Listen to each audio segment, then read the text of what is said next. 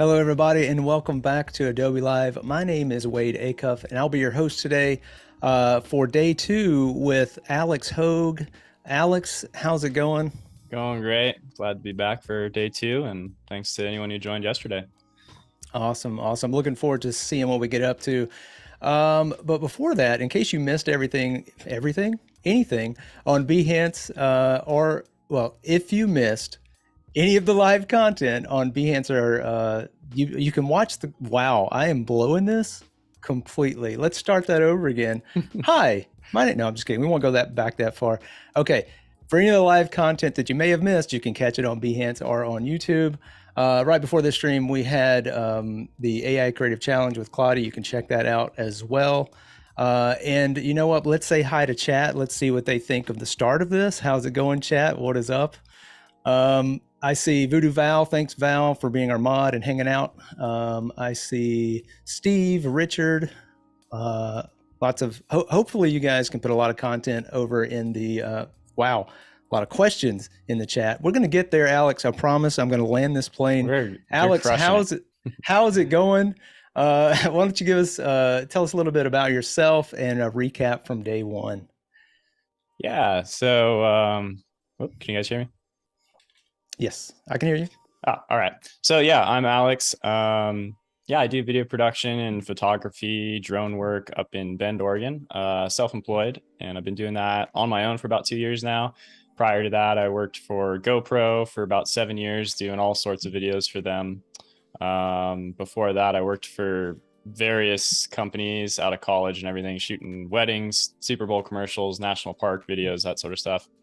And I've just been doing it a while. So here I am. And I guess, so yesterday, sorry, I'm taking after you, Wade. No, I'm sorry. I set a horrible example for the start of this, but I think we're going to get there. We're going to be fine. Everybody just take a breath. We're going to be all right. All right. Reset. All right. So yeah, I'm Alex. You guys can check out some of my work. alexhogue.com is my website here. As I was saying, I've kind of done a whole bunch of different projects for various companies. Some of my clients have done work for Red Bull, GoPro, Skydio. This is the project we started yesterday. We're going to continue on that today. Feel free to head over. I've done a little bit of animation stuff, kind of the works. And then in addition to that, I also do photography, mostly as a hobby, mostly landscape photography. But occasionally I do it as a career thing as well, whatever you want to call it. So that's just some of my stuff. And then over here on Instagram, this is something fun, kind of, I just did this purely out of fun, shot some photos up at one of the motocross races. So just getting really creative, and I kind of enjoy that process. So that's why I'm here. And as I was saying yesterday, we kind of started diving into this project here, and I'm just going to let this play without the audio for those who may not have seen it. But it's a project I did with Skydio. They're a drone manufacturing company out in, they're based in the US. And I was asked to go out there and film this, which was out in British Columbia. And then a little while later, I was asked to edit it. So it is, the piece that we're focusing on is a smaller piece that was done as, product advertising branding for Skydio. But the main video that we shot out there was a larger piece. So these are some of the shots. We're going to be going through this. Today, we're going to be touching on kind of polishing things up. Yesterday, we started with story structure, how to pull selects and, go through music, that sort of stuff. So. Yeah, I think we left yesterday with sending it off to the client to get comments. Yep. Is that right? That's correct. That where we're gonna pick back up? Yeah, we're gonna dive right in there. If we're ready to do that. So, yeah, whenever you're ready. Pause this. So yesterday, we left off over here in Premiere, and we have our edit here. So we kind of talked story structure, going through, how to time out maybe some action shots and give a little break for some what I like to call raw moments, which are basically those moments of dialogue of, maybe it wasn't, they didn't know the camera was recording, or it was just something fun. So weren't super concerned with polishing yesterday.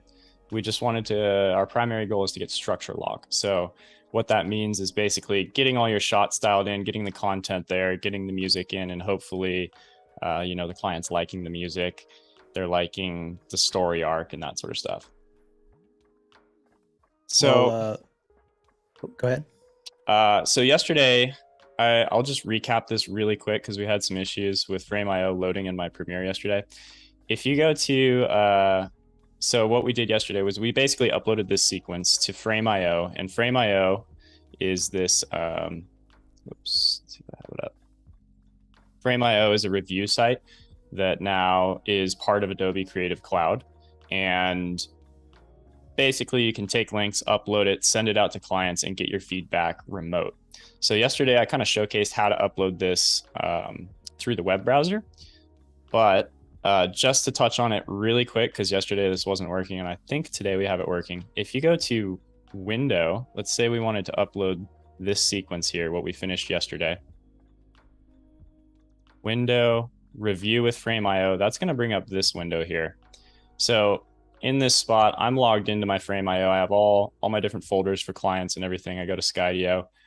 I've already uploaded it here, as we did on the web browser yesterday. But if I wanted to upload directly from Premiere, what I could do is go to Upload, Active Sequence, and then it's going to give you these options here for what settings you want to do. You can tell it to render to your computer, that sort of stuff, and then you just hit Upload. So I just wanted to touch on that yesterday since we didn't get it working. But are there any advantages or disadvantages one way or the other? Program, or it seems to work pretty well now. In the past, before even Adobe acquired, I've been using this for years. In the past, I would sometimes get upload issues and render issues, and it would just get stuck. So I prefer to just render it out directly to my computer and then use the web browser. But one thing I do really like is once it's up and you get the comments in, I really like the way that the comments are integrated with the video, and I can actually import those directly into my timeline, which is what I'm going to show you guys now. Oh, nice. Yeah. So over here, we see online, we got a bunch of notes, and these are actual notes, but hypothetical people here.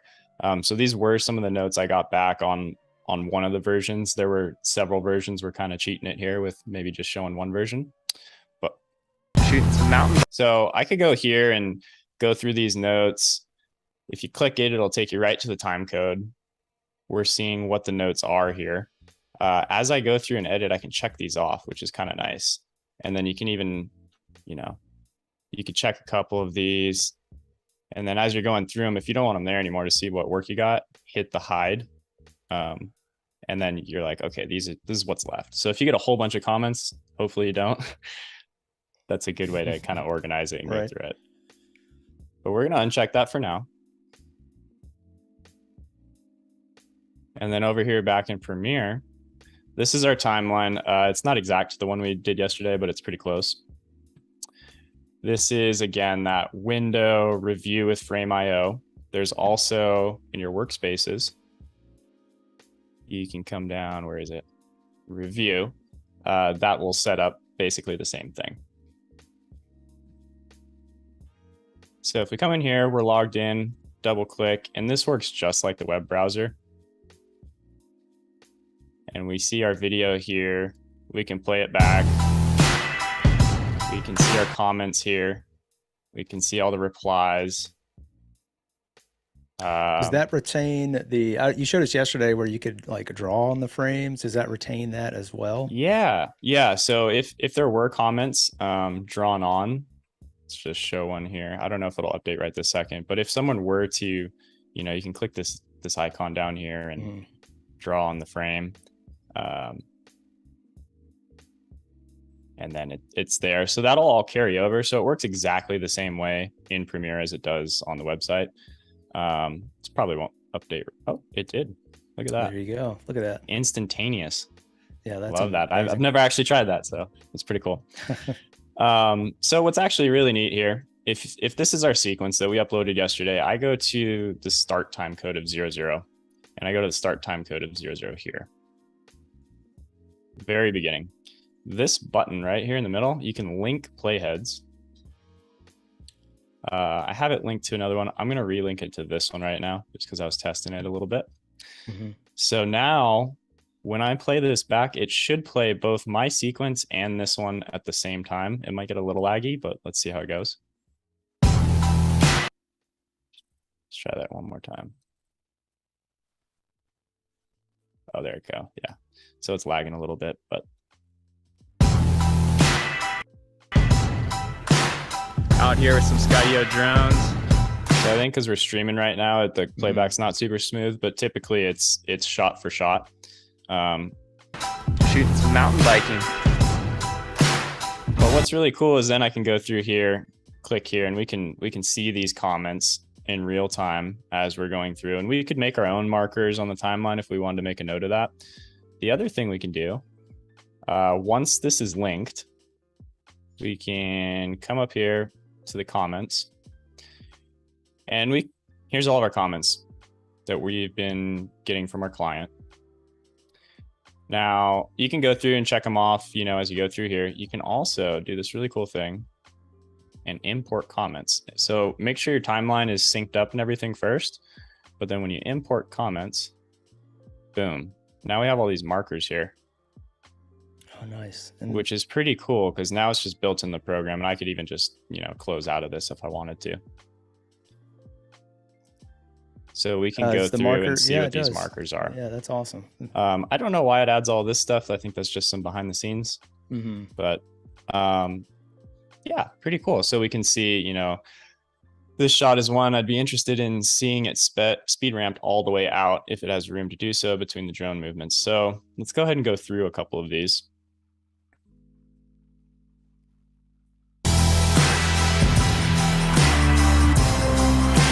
I'm going to close out of this just because I think it might be slowing it down a bit. Drop this down. And we are, for those who are joining in, if it looks blurry, we are working with proxies, which is basically a smaller resolution file to play back smoother, because this project is full of 4K footage and some 8K red footage. So it gets pretty intensive. Yeah, you explained proxies a little bit yesterday. So if anybody wants to check that out from day one, there's a little in-depth how-to with proxies. So let's kind of go through some of these. So this note here from the client was basically they want to see this shot play out longer. We show kind of this section here, and then the full shot they actually do. They do ride this out all the way. It's a cool shot, but it takes a long time to get there. In another section, where was it? So there was another point in the video. I think it might have been just kind of a fun little zoom in I did. Let's see where it was.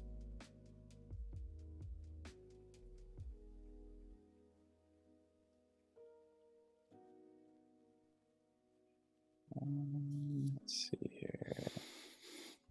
Oh, now I can't find it now that I'm on the spot. Anyways. Well, oh, sorry. So anyways, basically the idea was we want to see this whole shot played out. So they maybe want to time remap that a little bit was one of the notes. So that's going to affect our timing and everything here a bit. Let's check out some of the others. This is just epic shot. They like it. That's cool. Those are the kind of notes I like. Because they're just so, the scale is insane. Val is saying this is like a feedback dream.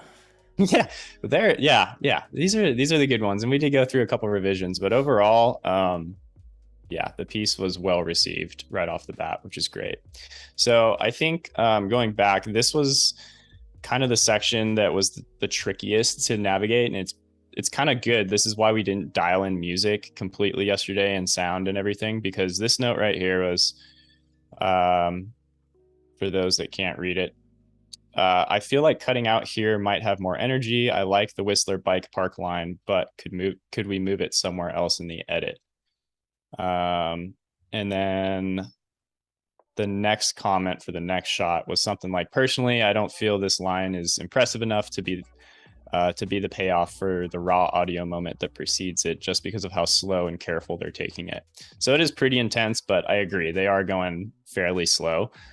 So the idea was to maybe, when this music hits back in right here, to put something maybe a little bit more exciting. And the suggestion was maybe the shot from the 115 mark. So let's go take a look at 115. Maybe we put this shot. So this shot might need to move to over here. And remember, the note on this shot was they want to see it all the way to the end. So time remapped. And then in here, let me just play this. So the line they're talking about, it just feels like it holds and drags a little long when he says, oh, you know, he's kind of joking about hiking up the side of this cliff, and we go into the Whistler Bike Park. So let's listen to that real quick. There's no way to get around. This whole freaking amazing landscape, and looks like there's a 6 shelf that we could ride. There's no way to get around. There's no way down that way. Sheer cliffs all the way around. Yeah, we're really doing it now. That's what we're doing. We're really doing it. So, have you heard of the Whistler Bike Park? All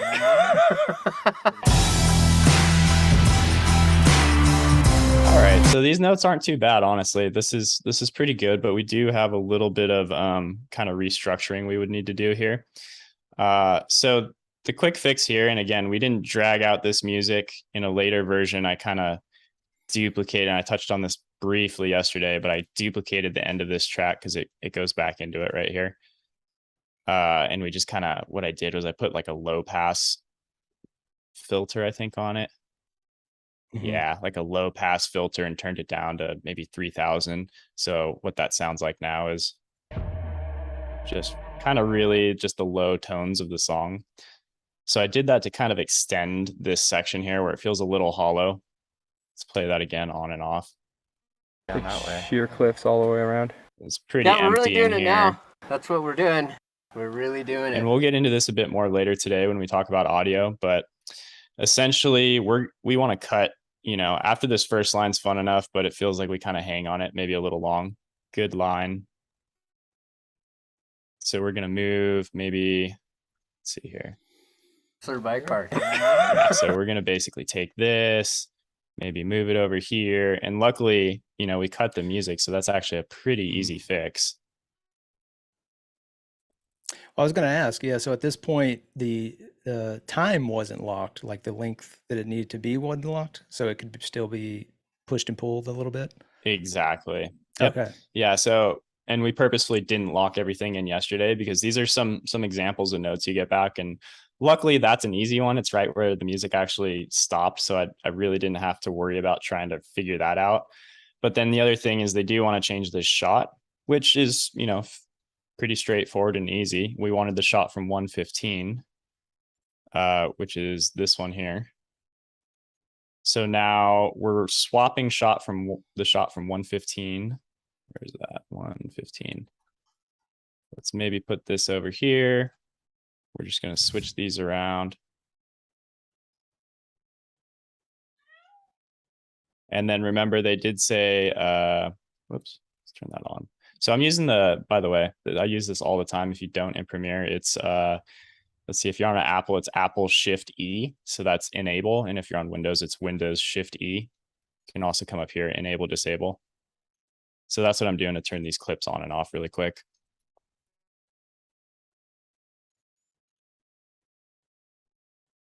Real quick, if anybody's just joining us, we're with Alex Hogue, and he is showing us tips and tricks for his workflow.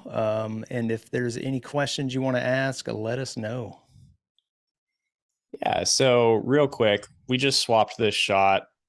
And here I already have it extended and basically time remapped all the way down to them going out of shot, out of frame. So we live in that a little bit longer. And then I even took this one step forward, and I'll show you what I did here. I brought this into After Effects. And for the final version, we put a little bit of this like motion blur on there. So I'll toggle that kind of on and off. So it just kind of gives it a little bit more speed rampy feel to it. Let me turn that off. So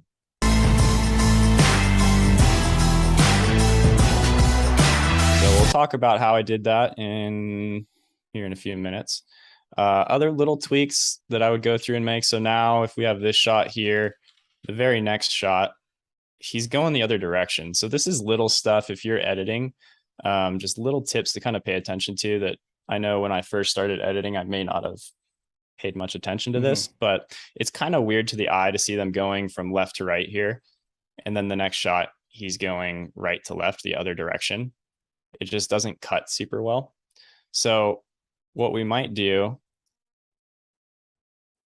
Yeah, any of those tips, please feel free to share. Yeah. This is kind of where I want to like throw in just little things that I look for as I'm going through an edit. So I do want to make them kind of match the same way. I could horizontally flip this and kind of cheat it a little bit. That's one option. But I do know the shot let's see. So the two shots we have right now is this shot into this shot. Go ahead and turn those off. And then what I replaced it with was something maybe that cuts a little better from here. That's not so so much the same angle. And we go into this big grand shot that they liked. And remember, the note on there was that shot's epic. Can we live in it a little bit longer? So here we had two shots before. Now we're answering that note. We're switching to this big shot. It cuts well. And we're living in it for twice as long now. So as we see here, as we're coming out of this, so this top layer here, this is just what we uploaded yesterday, basically. And this bottom layer here is kind of what I'm swapping with. But so originally we would have had the issue. Okay. And this all stems from back here. Remember, we swapped out one shot. So now to make everything else work, we kind of have to tweak everything else to make it cut together. That feels good. Going into this shot, we've extended it, but now, oh no, we had that shot again right here. So we got to take that out because it's here now. So maybe we bring in the shot we originally had right here. And then we show this shot. So then we're not going straight from going left to right. And now we had this intermediate shot, and now we can cut back into it. Nice. Yeah, it's always about finding those little solutions after you get comments. Yeah, and so the other thing too here that I know that I did, let's see.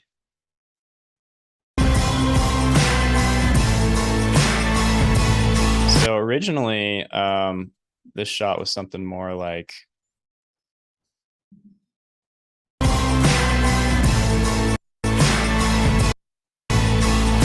So we see him kind of jump off here. And I think I just originally had this is like something that would be very common. I would have this shot here. It works. Oh boy, there we go. And we see him kind of jump at the end here off this little, it's not very big, but what's kind of cool, if we listen to the music, there's kind of like this clap there. And we can actually, if you hit the Y key on your keyboard, which is this tool here, the slip tool, you can just kind of click and drag and rearrange your clip without having to move everything. I put a marker here because I knew we were going to go through this, but basically what I'm going to do, let's just solo this music for a second. So this clap that happens like right here. Yeah, that would be really cool to sync up with him landing right on the ground. So little stuff like that, it's very small, and to be honest, most people wouldn't notice it. But it makes a big difference because it's kind of subtle, and that's kind of the art of editing is sometimes hiding stuff and doing these things that people are like, wow, it's really cool, but I don't know, it just feels great. I don't know, what did you do? And then later we'll come in, we'll do audio. We can grab, maybe a little sound bite of a tire, because we have, this is drone footage, so there's no good sync audio with this, but maybe I go back and I find something that might work. And we add that in underneath. Yeah, those are some nice audio tips. Yeah, sorry, I didn't mean to cut you off there, but no worries. No, it makes the makes the edit a little more poppier, crisp. Yeah, just a little audio cue. Totally. So that's where it gets really fun, and you can get kind of creative. And you just, with me, I'm always thinking with audio, what else can I add? Back in college, I had this pretty pretty crazy professor that was like this audio guy, and everyone knew him, but it was also kind of the class you dreaded. But then you walk away from it years later and you're like, okay, he had some good tips, like really pay attention to audio. So then this shot can stay the same. This is what we had originally. And then we go into this one. Now, we are switching directions here again. It doesn't bother me terribly here, and I don't think you can see it in the proxy, but in the high res, there's the drones flying around in here, pretty small, pretty tiny. So that's a reason why we liked that shot. It's kind of like right here as you go through the footage. So we do want to try to get that product placement in the shot since our client is Skydio. So this shot's okay.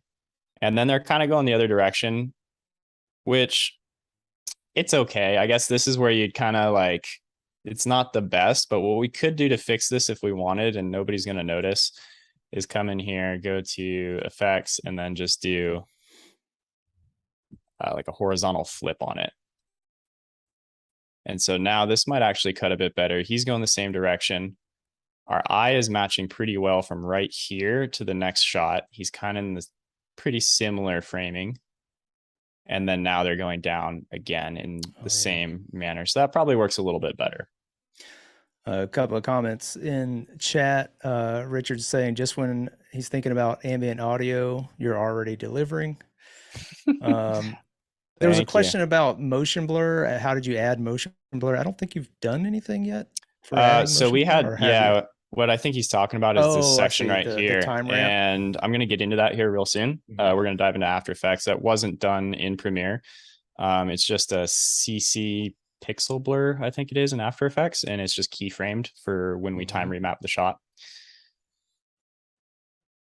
So to wrap this up really quick, just the edit notes in general, I'm not going to go through everything, but you guys kind of get the idea of some of the things I look for as I'm going through this.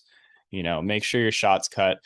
Think about, well, as a side note, I did 360 VR stuff for a while when it first came out with the GoPro Fusion. I worked on that launch video and then again with the GoPro Max. So I did a lot of VR stuff.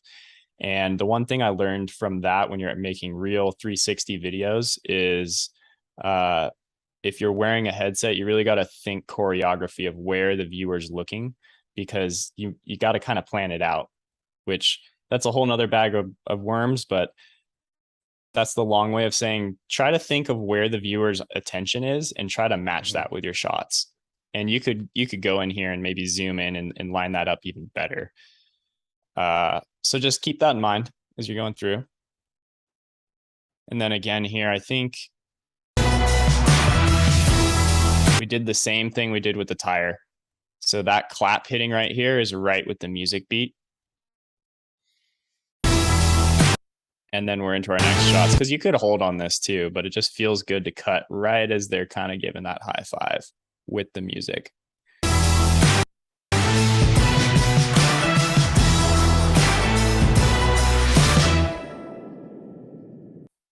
And then we have the music soloed, but he says, bucket list trip for sure. So beautiful. And then that's kind of our edit. I think that's about probably as in depth as I'll go on the notes, because I do want to get to a lot of other stuff and kind of how we did it. So let's go ahead and switch over. If there's any questions about how Frame.io works or anything, drop them in the chat.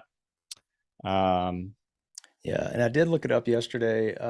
You do have some free access with the Creative Cloud. You get 2 users, 5 projects, and 100 gigabytes of storage.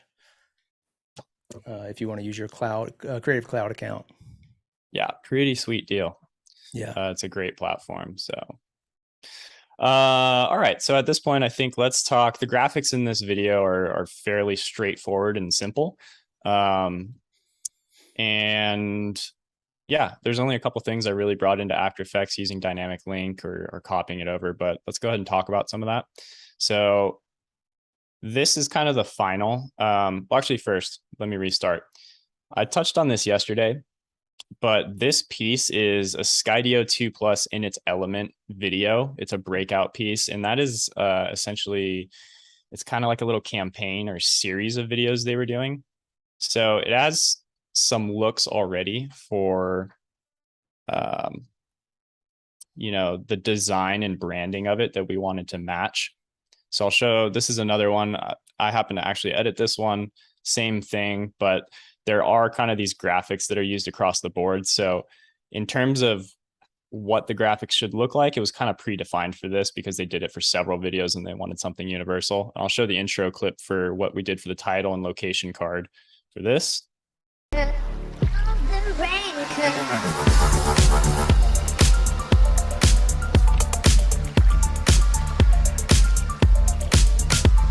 So that was one of them. Another here is pretty similar.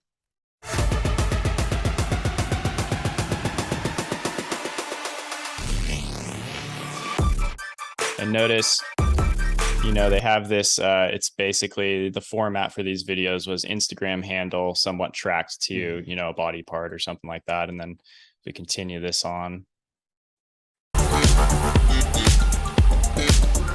Same thing. So it's fairly simple, but I was asked to, you know, follow that same format since there's a couple of these here you can see in the playlist. So now going back to where we're at, this is what we ended up going with. It's just his name tracked basically to his hip, and then same for Darren up here.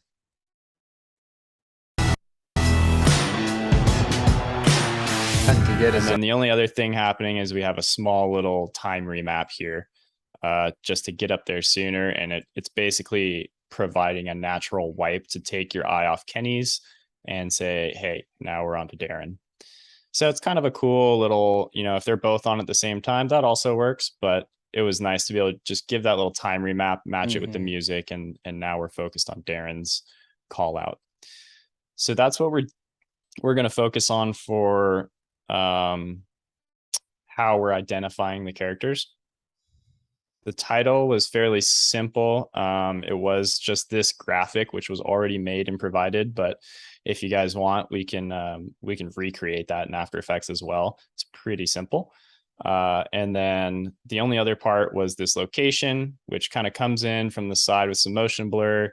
It's got an alpha inverted layer, so we can kind of see through it here, and then it exits off. Same thing with motion blur and some easy. So we'll talk about how to make that. One thing on this, so the original one they gave me a couple different options. If we look here, because this was already made, they're trying to make it, you know, simple. They had all these different options. There's a note on Frame.io about, hey, how do we establish this location? What looks good? This was kind of their pre-designed look that we wanted to follow for the video. I didn't get this icon back in time, so I just recreated it in After Effects and matched it to the sizing and everything, and I'll show you how to do that. So we got the names. My original pass before having done it, you know, with their Instagram handles tracked to the side, I'll go ahead and show you guys that. I don't know if we're gonna have time to dive into it, but I think it would be pretty fun. I mean, anything you want to get to, we can get to, and then we'll figure out what time is left. Yeah, and then what you can we'll do give it a with go. that, so. I think it'd be fun to dive into it, maybe kind of lightly. It's a little bit more intermediate After Effects than just kind of the way I keyframe the titles. But so this was kind of basically like a 3D pass of the 3D text is tracked to one of the rocks. And then we got a little bit of masking going on here. It's nothing super crazy. But I think it'd be fun to show you guys that, even though, you know, I sent that to him originally and that's not what we ended up going with. So just something to keep in mind when you are doing stuff, that if it's part of other videos and everything, a lot of companies, they will have their own branding guidelines, colors you need to use, styles. So just keep that in mind. The only other things we're going to touch on again is kind of that pixel motion blur, which I showed earlier, but it's done twice. It's kind of here. So we do that. Basically, all it is a time remap in Premiere. We kind of set it up originally in Premiere with our time remap, and then we're taking that into After Effects and just adding a bit of that motion blur to it. And we did that twice here. So let's go ahead and get into it. Let's start with the titles here. So this is our, turn these off. This is our clip that our title card and location card are going to go over. To get a zone like this that's just endless slabs. It's like rugged West Coast. And the ask from the coastlines. notes, we had it a couple different ways, but basically they wanted this graphic coming on when he says West Coast. Rugged West Coast coastline. And the title so card unique. As soon as we hit on the music beat. Is this the same type of treatment they do on the other videos, or was it kind of free reign? This is the same treatment. So the same, okay. There's a little bit of, how it comes in depending on the shot that it's actually on, but for the most part, it's the same as these other series videos that they did here. So we're kind of copying the same thing. And, in this shot, it fits a little better, maybe in this area up here. So there's a couple cool ways to do this. If you haven't used dynamic link before, this is a perfect opportunity for it. What I like to do is so let's see, I do want to bring in some audio here so I can hear it in Premiere. So what I'll do is go to the end of this clip and maybe I'll just shift click with the blade tool. That'll cut through everything here. Go to the start of this one. Again, I'm going to hold shift click. So I'm cutting the audio. I'm bringing in everything. Bringing in his voiceover, all that stuff. And I don't want to bring in any of this. Well, we can bring in the title. And we can bring in the original. This is the original example, but that's not what we're going to call it. We want it to say Slab Heaven. So we're going to bring in both of these just as reference. Let's see here. So I'm shift selecting these. Shift. I'll select all of his dialogue, and then we'll grab that exact music portion here. I don't need this, but basically all I'm concerned about is this section of music. So I'm going to go right click, replace with After Effects composition. I like to have an After Effects project already open, even if it's a new one or one that you're already working in. It will create its own. I just find it easier to bring everything in if you already have one open. You can see here all the highlighted stuff. It brings it all in for you, which is super cool. And then now we have everything here.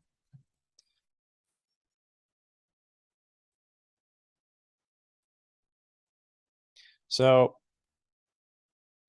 what we want to do, this element here, we'll touch on that in a minute, but that was provided. We can talk about how to make it. It's going to be very similar to how I do this. Basically, we're looking at kind of these rounded corners with maybe a little bit of slant on there. So that's how you would bring it in. And then my pro tip, I always do, and I kind of wish Adobe would change this around a little bit, but so now what you're going to realize, or what you're going to see if you come back to Premiere, we have this linked comp here. Whenever that happens, just like that, basically it took all this footage here, all the raw, clips and everything, brought it in, replaced it with this one linked clip, which is great. And we're going to bring that back in eventually. But what I like to do is actually Command or Control Z and undo that. And what that does is it puts all my original assets back just how I had them. And then I'm actually going to undo these cuts I made because that was only for bringing it in. So I'm just going to you would prefer it not to remove it, just leave it, add it as a new exactly clip. And then what I'll do at the end is I'll actually just import that sequence, and it'll still be linked up and everything, and I can turn all this off, but then I still have all the original stuff right here if I need it. Yeah, it makes complete sense. So now back over here. I already have this made, so I'm gonna delete this and we'll work off the comp that I have.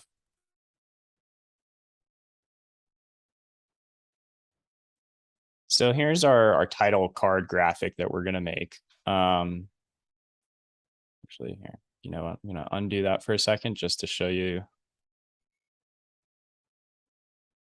Too late. There it goes. So the reason I brought in that audio, if we want, we can twirl down, and After Effects isn't great. I wouldn't suggest it for like actually editing in. But if you twirl things down, whoops, let's do the clip that we're actually on here. We can use that audio as our reference within After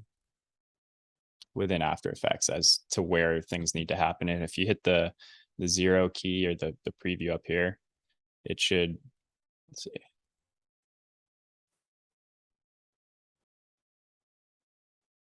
Bring all this down. So it's rendering. If we hit the 0 key on the number pad, it'll play back with audio.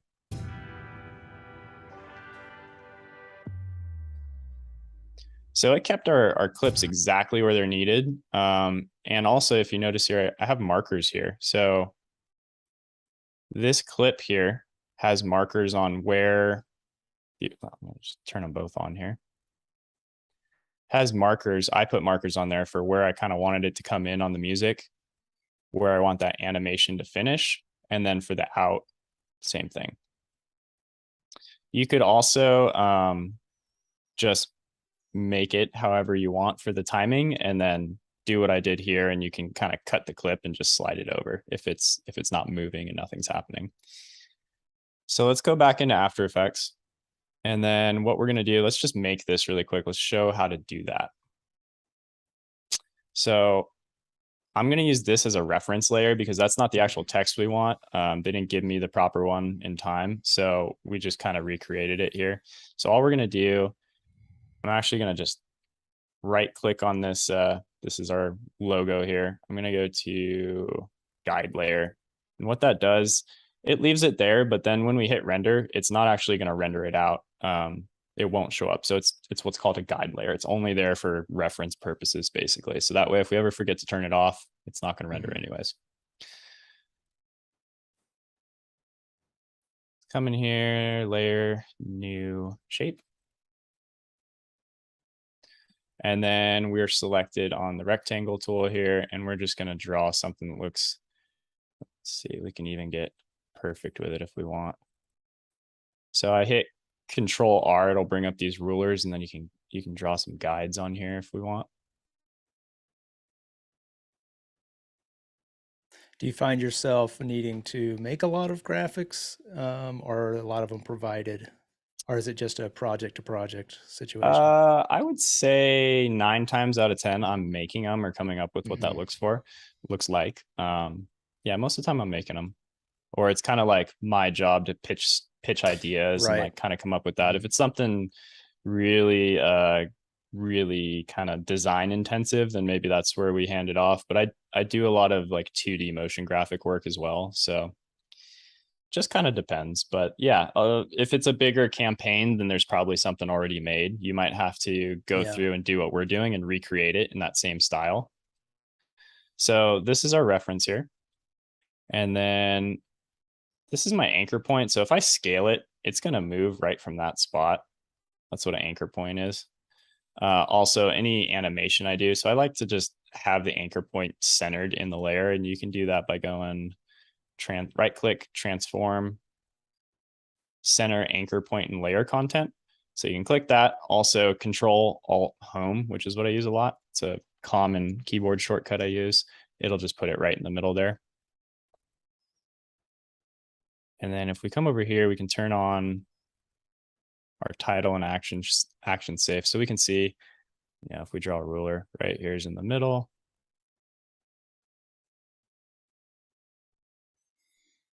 So we basically have the right shape and everything, but what we need to do, how do we kind of slant it and get those rounded corners? So you twirl down these little carrot icons. I think that's what they're called. I don't know the scientific term, but let's see. If we come down, you have all these options for your shape layer. And I almost prefer to call this a shape bucket because you can actually have multiple shapes within a layer, which a lot of people don't know. And it'll make another thing. So that way it's all controllable on one layer and you can keep things organized a little bit more. Yeah, there's a lot you can do with shape layers. So, okay. So we just drew this shape layer under rectangle path. That's what we made. Roundness. Let's try to see if we can match that a little bit.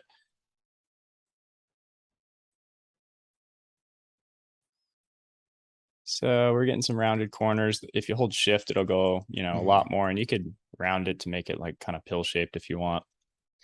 Let's go ahead and just put that at like 10 for now. Well, we'll come back to it in a second. The other part, we want to get this slant going here. So we can kind of see there. Let's see, come into, what is it, skew? Yep. So we're just going to kind of keep putting this up so it looks pretty similar. And again, this bottom one was the graphic they provided. We're just trying to save them some time and kind of recreate that. So now we have, you know, about a similar, let's see, might have to kind of rearrange it, and we can eyeball it. I don't think it needs to be, you know, terribly perfect. We could slide that over a little bit. So we're pretty close there. Nobody's going to know the difference between, you know, a couple of pixels in that case. And then the roundness, now we kind of, now that we have it slanted, we can kind of see that a bit better. So you can tweak it and, you know, spend as much time as you want trying to get it close. Maybe you come back, give it a little bit more slant, a little less rounding. So that's cool. We have our basic shape done. I'm going to Control Alt Home. That's going to put my anchor point in the middle again, because we kind of moved things around. And then once you do that, if you hit Control Home, that's going to do transform. That's going to center in view. So what that does, it puts it right dead in the middle here. And then what I can do, I know it's perfectly centered in our frame. I can just drag it up and put it right where we want it. And maybe we want it, let's see here, if we were to, let's see, this is halfway through, maybe we want it somewhere kind of, you know, to line up in the middle. Get that rule of thirds going there. So the only other thing we need here is the text, which that see-through text is kind of cool. And it's pretty simple to do. So we're going to go ahead and layer new text. Oops. I'm going to trim this layer. I think it's, what is it, Control Shift D. It basically duplicates it with duplicates the clip, puts a cut in it, and then I just delete this other one. So now we have our text layer here, and let's go ahead and just double click, and we'll, what did we decide to go with? The slab, I think. Slab Heaven, BC. Oops. While you do that, I just want to remind everybody, we are with Alex Hogue, and he's showing us all the tips and tricks for his process and his workflow. Right now we're working in After Effects and making some graphics. We're going to center this. Oops. Bring this up here, and then we can draw another ruler to see right where the middle is. This is the middle of our shape layer. I'll go back to our text. We can kind of see, okay, maybe it needs to go down just a little bit. And then we have the anchor point dead in the middle by doing that Control Alt Home button. Or if you right click, yeah, that transform center anchor point layer content. So now it's perfectly centered, and I can just go to scale. You can either scale it up, or we can go to the character panel here. Let's close some of these. And we can just clarify that home key is the home key on your keyboard, correct? Yes. There was a question in chat. Just I don't know if all laptops have it, but right, like a traditional. Like, where is that button? Different standards of keyboards across the world. Yeah. Yeah. So there we go. We're getting it nice and centered here. So here's our text, and let's see, why is this all caps? So I do have all caps turned on. That was an accident. Oh, there we go. Now it's really messed up. Let's retype that.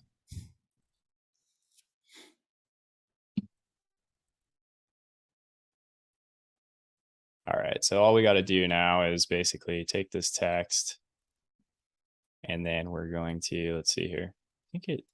I always get these organizations mixed up. I think it's alpha invert. I might have them wrong. There we go. If anyone's got a tip to remember this, I always just end up playing with it most of the time. See, we want to have, I believe it's alpha inverted. There we go. So you want your shape layer on the bottom. You can kind of think of it, if you look at these icons, someone told me once to think about it as like construction paper, and one layer you're kind of layering on top and then you're cutting a hole in it. It's basically what we're doing here. So we're telling the text to be that hole, and then this is your layer. So the text layer gets turned off, but it's basically becoming a matte layer for this shape here. So the other thing, at this point, we could pre-compose this.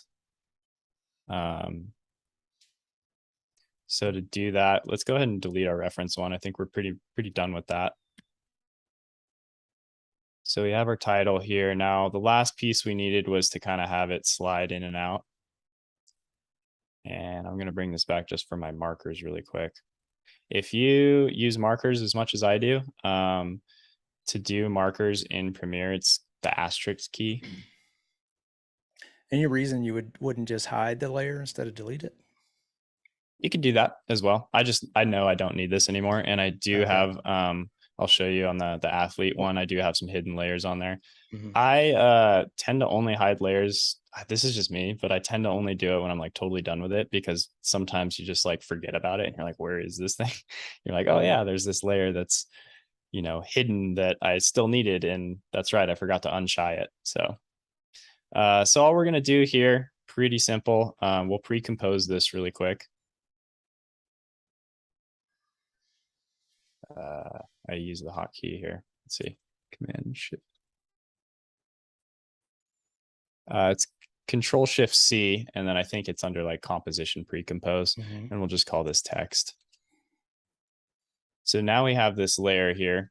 The text and the shape are kind of built in together so we can animate it. And all it is if you hit the P key, position, we want it to stop here. So let's go ahead and that's right with our marker. That's where we want the animation to finish. At the beginning, we want it, which new version of Premiere, or I'm sorry, After Effects, by the way, this highlighting is pretty cool. I like that a lot. That's new to the newer versions of After Effects, as far as I know. So the start key, this is our start key where we want to start. This is where we're going to have it finish. And we're just going to animate it off to this side. And then it's going to come in, it's going to stop there. And then we go to our other marker here, this stopwatch. We're going to hit add another keyframe. And this is going to be it exiting off screen.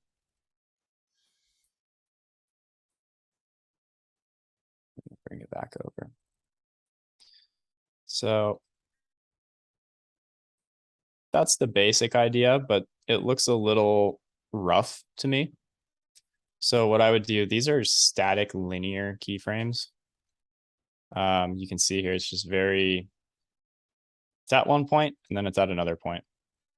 The simplest, easy way to make this look a little bit better, I'm not super concerned about it here since it's off the screen. So the way it eases into it, I'm not worried about, but the way we kind of come to this stop right here is very abrupt. So if you right click on this keyframe here, go to Keyframe Assistant. So there's Easy Ease, which eases both sides. And this is, when I first started in After Effects, it took my brain a little while to comprehend this. Ease in, that's easing into the keyframe that you're currently on. Ease out is to ease it out of that keyframe. So we want to ease into this one. And then if we look at what that does, it gives it this nice arc here. Yeah. You open the graph editor and you can see, it kind of explains it for you. Yeah, it gives you a little visualization of what's happening. So if we look at it now, it's only a few frames long. So it's hard to tell, but if I were to drag this out just to give an example, nice, it kind of slows into it. So that's just a little thing to make it look a little nicer. It's really rare for stuff like this that it's like really hard linear keyframes. So a lot of stuff is just easing. And then we would do the same thing here, except we're going to do ease out of this keyframe because we're going from here out of it. I think that was one of one of the hotkeys I memorized first. Control Shift Yes, F9, Control F9. F9. Yep. Yeah. Absolutely. If your computer has that F9, mine Right. has that function button, so it'll start playing music if I hit F9. So I got to add the function button on there. All right, so sweet. That's pretty good. If you want to take it one step further, just something from animation I've been doing for a long time. I'll come in here, I'll highlight these two, and then I'll take this one, and I actually this is our keyframe right here. And I'll just grab this and I'll even drag it like as far over as you can go. And same thing with this one. And it just makes it a little bit, yeah, you can customize it. So then we're going real slow out of it and then really fast. And again, this is so short, it's not super noticeable, but it does kind of add like a little bit. I don't know. It just feels good. That's what I'm going for. That's right. Just animate until it feels good. That's what I always say. That's what you always say. That's what I always say. There it is. And then, yeah, I think, so this title card here, all it is, I mean, it's literally in just Premiere. We just did a cross dissolve since it was already made. And then I just kind of matched it to that same area. So if we did need to make this though, it's really simple. It's just their Skydio in the Gilroy font. We would just match the text up to the sizing, and then we would do this shape layer the exact same way that we did this one. So we would just kind of, I mean, we could even duplicate that shape layer, turn it blue, and then just put a 2+ over it. So same exact process.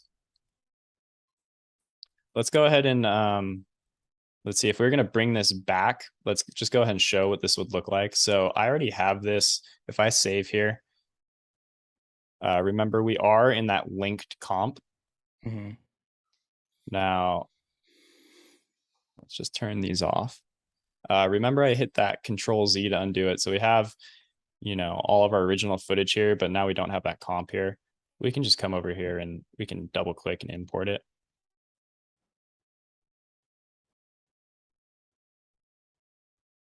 And we just go to where that After Effects project is located, hit open, and it should load up this little screen here. And this is our After Effects bins. Toggle this down, and you would just select your comp here and bring it in. And I think, let's see, oh, it's this one here because we didn't rename it. Yeah. So you just click the comp and bring in that individually. Exactly. And then I just drag it here. I like to do it without the audio also. So I just delete that because we want the original audio. And then we just line this up right where we had everything else. Nice. Turn off everything below. And now we have this here. And then maybe we'd get rid of that and just use this if we wanted to. So that's kind of how we do that. That's how I'd go about it. And that's the basics of like dynamic linking. Now, if I were to come in here and change there's a quick question about how did you add the motion blur? Oh, I think good call out. We forgot to do that. Yep. So on this one, it's really, really complicated. All you got to do is come in here. I don't think it is. This button here, you click it. Got it. And then just make sure if this isn't toggled on, you won't get that motion blur. Yep. So just make sure motion blur is enabled here. And then the way this works, it doesn't work on those time remapping clips because we're not actually moving the position of the content. That's how After Effects interprets it. But in this case, we're moving that actual layer so it knows, hey, it needs motion blur. And that's also where your ease in, ease out will really start to shine. Ah, yes. Yeah, thanks for bringing that up. Let's see. So there's our motion blur. Let's go into our athlete call out here. And this, I'll show kind of big picture here. Here's our shide layers for whoever in the chat was mentioning that earlier. So I think I showed you guys at the beginning, we had kind of those, let's see if this will play back. It's going to be a little more intensive. So what I originally had done was this.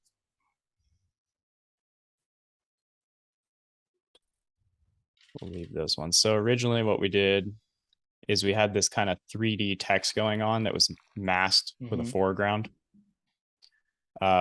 But unfortunately, that wasn't the same style. They wanted it, you know, tracked to the body as they're walking. So this footage here is tracked to the rocks, not to them. So that it's like the text stays there and they move past it.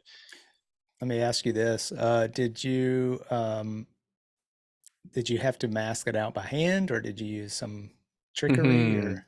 So this is where every case is different, but you can spend your life keying in After Effects and other programs. But what actually worked well here, this is really simple. So I'll just go over this really quick, but let's talk about the masking. So Kenny in the foreground here. I guess we can leave that on. Let's turn off this. Pixel motion blur is what's going to make it really slow right now. And maybe we'll drop this down to like a third. So we got Kenny here. What I did was for this, I just used Roto Brush in After Effects, and they have updated it. So it's working pretty well. And we can see here, this is just this tool. Where is it? Roto Brush here. Mm-hmm. And you can just go in and kind of grab Kenny and see how it does. For something like this, it's amazing. It worked really well. Let's see here.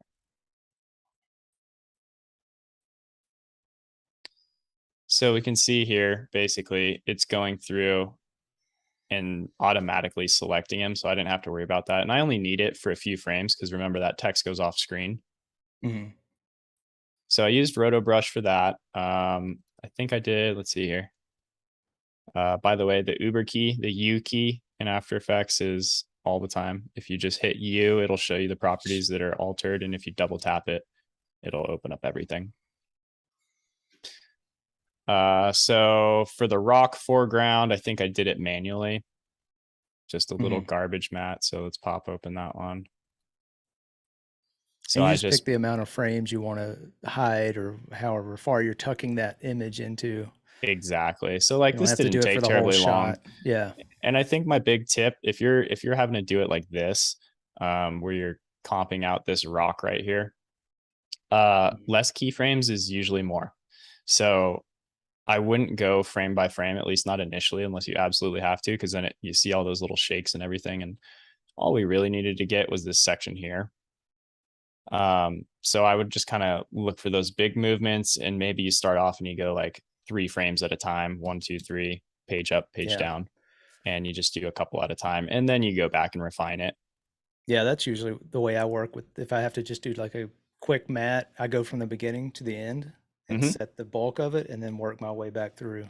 Yeah, exactly. Like if you have a bunch of keyframes and then you need to make changes, you're going to have to go back and change 100 keyframes versus maybe you only have a handful of them like here. And then for Darren, I did the same thing. It's just that Roto Brush tool. You select him and you kind of refine it and see how it goes.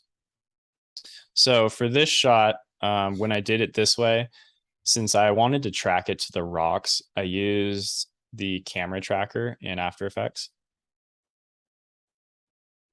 If you just hit, let's see, if we come here, I already have it on here, but if you hit track camera, it's going to bring up this effect here. And let me make this a bit bigger so you guys can see them. All these little X's, basically what it does is it goes through and analyzes the scene. And once I have this, what I'm looking for is I'm looking for those X's that kind of stay in the right general area. So on here, I could have used pretty much any one of these because it actually does pretty well. It works off of contrast. So if you have a lot of high contrast stuff that's not moving, that's great. Now, where it's not great for is you wouldn't want to use this. Anything that's on Kenny, like his backpack here, it's also moving in the shot. So that, and it may not stay on. So we didn't get a lot of tracks on him actually, but those might be kind of shaky when you link something to there and play it back. So you really want to find something that's not moving. And then from there, I would just, let's see here. Got a couple of questions in chat. Jennifer's asking, what if you have a subject like an animal, like a cat? Yeah. I mean, so this is where, okay, so this was, I'll just wrap this part up really quick because this isn't what actually ended up going forward, but that's big picture how you do it. You use the camera tracker, select those points, and then if you just right click, make text in a camera, you can do that. The ask was to actually track the text to their body though, which unfortunately, with that would typically be you would want to use like track motion instead, which will give you these little icons here, and you could, try to find a good spot on them. Maybe I think I tried like a couple different spots. Like I tried putting the point on his backpack, that little black patch there. Yeah. The problem with that is he is moving around quite a bit, and it just was not getting a good track, or it would lose it because maybe his backpack there goes out of frame. So I ended up just doing it same way we did this mask. I just did it manually because it was a short shot and it's not on for super long. So I didn't want to put a ton of time into it. Just because I wasn't getting a super good track with this because he is moving around. There's nothing really super ideal to track. He's kind of small in the frame. A lot of other scenarios that might work, but it wasn't working here. So the actual stuff that we use, let's go and turn these back on. Rob is saying that he's working and lurking, but we're killing his productivity because we're, I guess, distracting him. Is that what's happening, Rob? Uh-oh, don't let the boss see you. Yeah. Alex's content is too powerful. Wow, you guys are too nice. Holy cow. Also, hello, Claudia. How's it going? It's good to see you. All right. So what we ended up doing, like I said, that track wasn't going to work. If we track to the camera, that's looking at the whole scene, and we could lock it onto, maybe this point on this rock because it's not moving. But the ask more so is to have it kind of moving with them.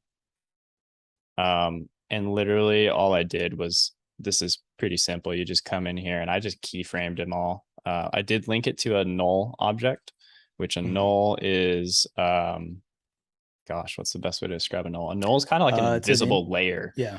It's an empty layer that you can use to do all sorts of things with. Exactly. Yeah. It's an invisible layer. Basically, you can change the transform, position, scale properties from that layer instead of doing it from your text layer. And the reason that might be good is because, say we needed to come in here and change this text later, that would also change the transform properties of it, so it would move around. I'm trying to think what the best way to show that might be really simply, but yeah, I can't think of like an easy good way to show that right away. But I did link it to a null layer, and all that is pick whipping up to a null object. And then I did my position keyframes from here. So I think maybe if we just to show that, let's see, if we unlink this and then maybe, I don't know if this is going to work. Maybe copy that. Okay, so let's turn off this layer. So you can do it with keyframing the actual position on that text layer. So right now this is unlinked. This is just for an example purpose. You can do it here,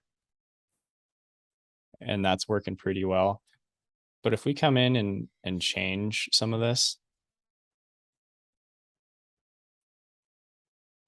see, then what happens is we get the text going over him, and to compensate for that, we'd probably have to move the position. But remember, our position's keyframe to stay in that same spot. So that's why I did it to a null object. There is one other workaround. You could cheat it and use the anchor point and slide it over. I've done that a lot for motion graphics, but in this instance, I think it's better practice just to use a null object. Yeah, I would agree. Sometimes you need that anchor point for other things. Exactly. Yeah. So here we have it tracked, and what this allows me to do now, if I, need to add that in there, I can still come back to this position and slide it over, and it should still be, in line.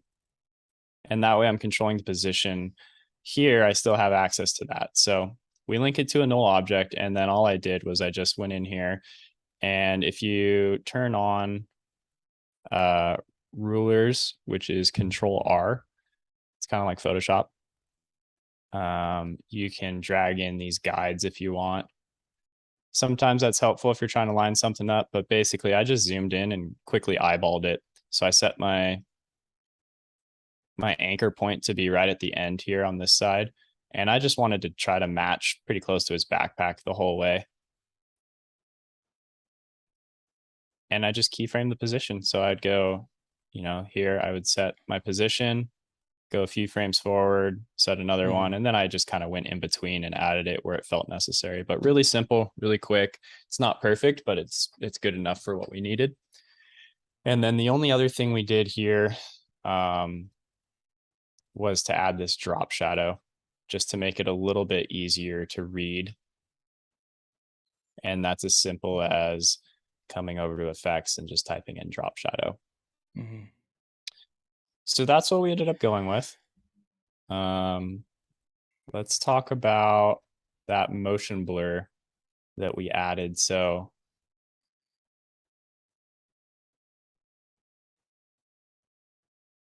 this kind of pixel motion blur effect, which is kind of just a creative choice.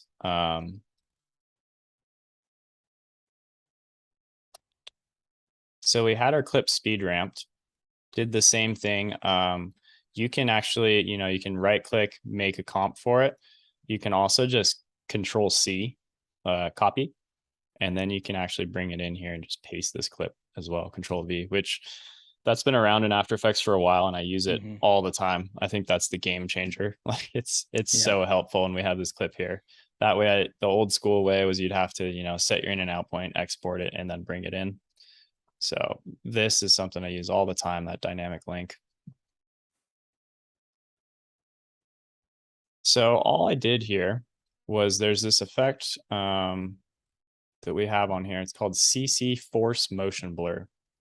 So the way this is different is because, let's go ahead and turn it off for a second. We do have this, it's a pretty intensive plugin, so it will eat resources, but let's turn that off for a second. If we were to just have motion blur on here, that's not going to work because we're not actually, it's not doing anything because we're not moving the position of this clip. So if we were to move it from here all the way to here, then motion, and we keyframed it with this position, then motion blur would work. But because the actual clip itself isn't moving, we have to use this effect, and it's called CC Force Motion Blur. Just go ahead and undo that.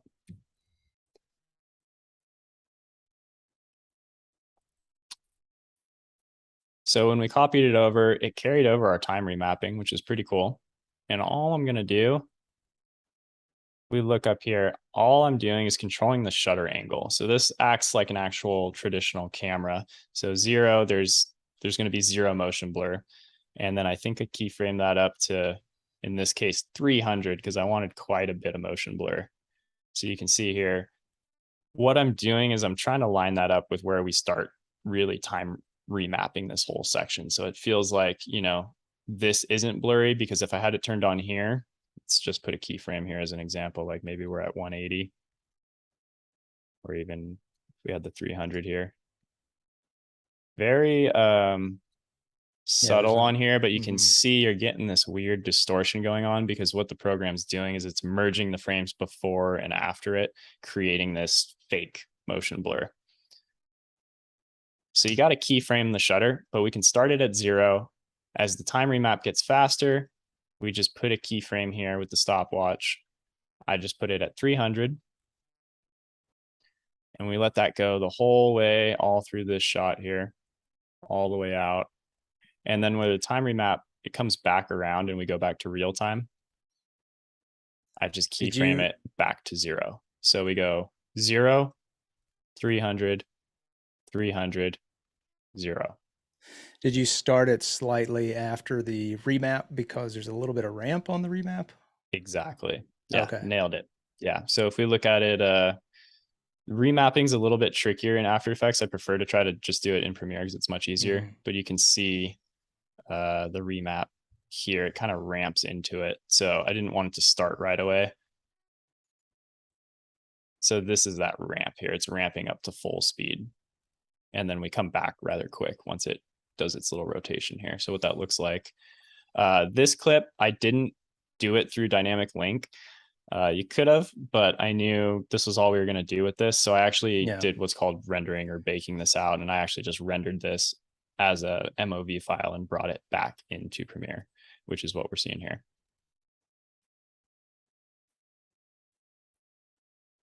and get to where we want to go.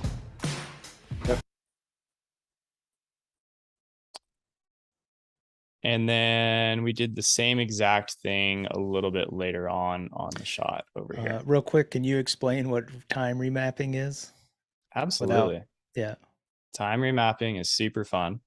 We did it on yesterday's stream. You showed us how to do it. So if you want to check that out, yeah. It is on yesterday's stream. It is on there. I'll just recap on it really quick. A lot of people, if they're new to After Effects, they might just have a clip here and they're like, I want to speed up this section. So you cut your clip, you come in here, you go to speed. I want to turn that up to 300. And then you slide over the next clip so that you get the rest of it at 0. So this would look like, just get that little speed change difference in there. Well, that's kind of the old school way of doing it. And there's no easing into it really. And then if you need to go back and change it, it's kind of hard.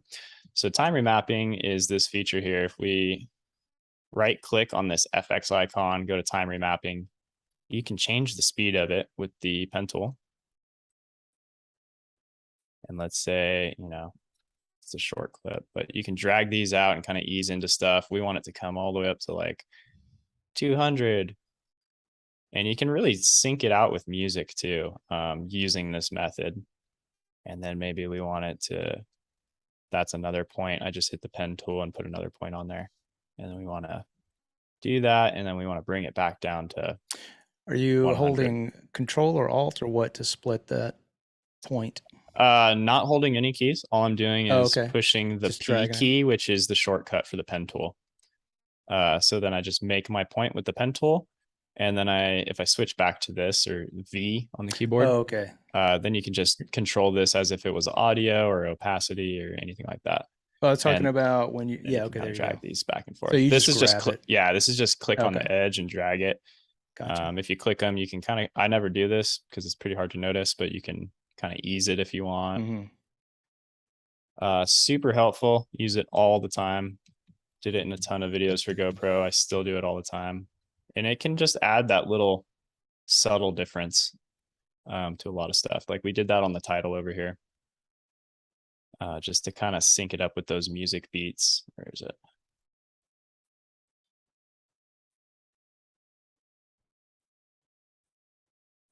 So we have it kind of going here as well. So what I did was made that original title. And then when I brought it back in, I kind of remapped it to the music. It starts actually at 50% in slow motion, ramps up, and then goes back to 50% when we're on Darren.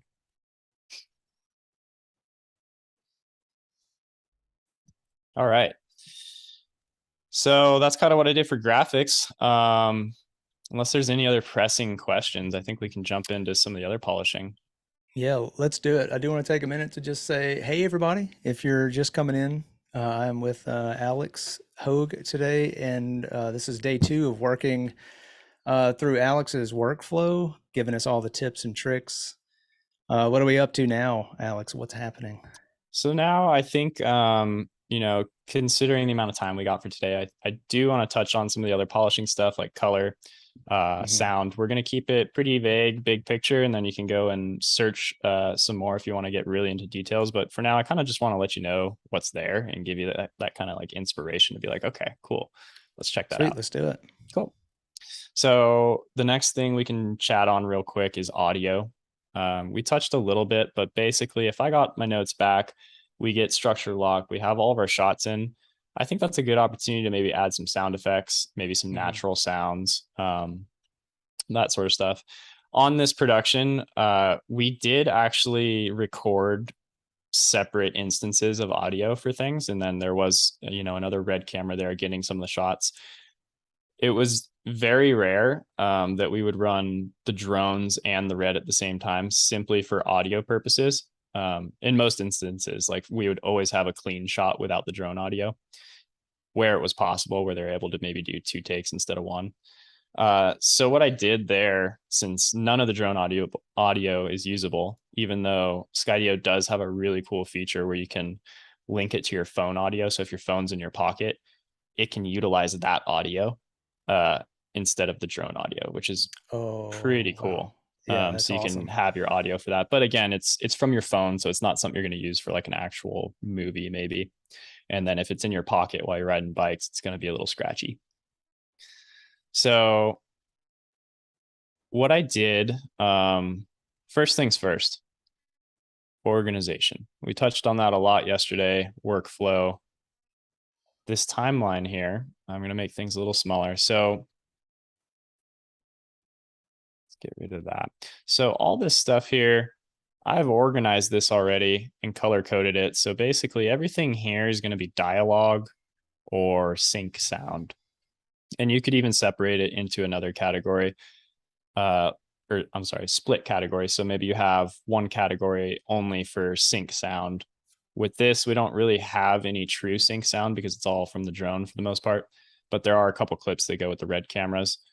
And then next on here, maybe we have a couple layers for like added in sound or, you know, sound effects. So those could be whooshes, hits, or just the natural sound we used earlier for like the bike tire hitting the ground. Is that things you would pull? Is that something you would pull after you've kind of got a rough edit together and you're like, I want to punch this, or I want to do this, you know, make this a little more prominent? How does that work? Yeah, I think if you have a vision, you can do it early on. You can do some of it. I wouldn't spend a ton of time doing it because as we saw earlier today, you know, when we get notes back, we might have a whole section that needs to get changed or may not even live there by the time we get notes back. But you do want it to be clean enough that your client is going to get the idea. So yeah, I can't remember what I did. I think, you know, I think it adds a lot to have some of these sound effects in here. Let's just go ahead and turn some of them on or play it with and then, or play it without and play it with. So like here, out here with some Skydio drones, shooting some mountain biking. So that works, you know, there's nothing wrong with that. If you want to, you know, take it to the next level, maybe we grab go find some drone sounds and you can look around on YouTube or stock libraries, or maybe you have some from other footage. In this instance, I think I had, you know, other clips with drone audio and I would just kind of go in there and find something that sounds about right. Let's go and make this a little bigger. So we heard it without the audio there, but maybe if you add in some drone sounds, it's just going to add that other element like you're there. Out here with some Skydio drones, shooting some mountain biking. So just adding in lots of natural sounds. Basically, I would go through the entire piece and just see and think about like, hey, where's maybe something that I could add in a cool little sound effect. And in this case, it's mostly natural audio. So here, let's go ahead and just mute the music for a minute. There's no audio underneath naturally since it was all from the drone. So this might be a cool one. Maybe not so much when they're further away because we wouldn't really hear it, but when it's closer up like this, maybe that's a good opportunity to actually hear some raw sounds and make it feel a little more gritty, so to speak. So I basically went through some of the red footage and looked for little audio clips that I could use. Cause again, we didn't usually have the drone and the, you know, other camera up at the same time. So you got to kind of get creative and recreate it. So I just went through, I tried to use clips that we already had, and I would look for maybe a shot that would have a similar tire landing, and you're kind of faking it all. But when you blend it all together, nobody's going to know. It's the art of what's called Foley. Yeah, I was going to say it's a little Foley magic. So let's hear, you know, we heard what that sounds like, literally nothing. Let's hear with some sound design on it.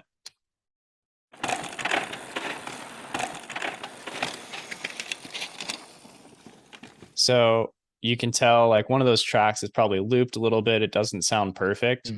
Don't worry about that because you're only going to be hearing a little bit of it by the time you put the music back in. So unique.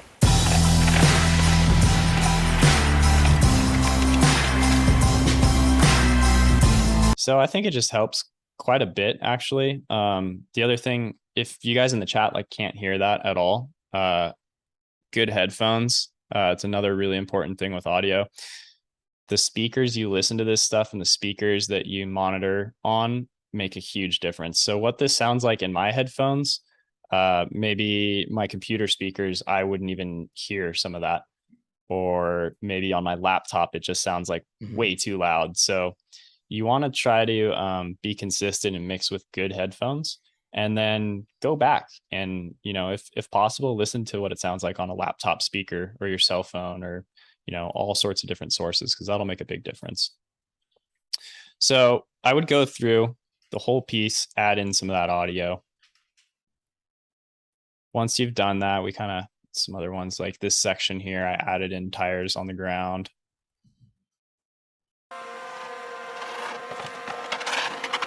So this was an instance where he only did this once, and honestly, video doesn't do it justice, because that slope that he's on, you kind of tell here, but it's really steep.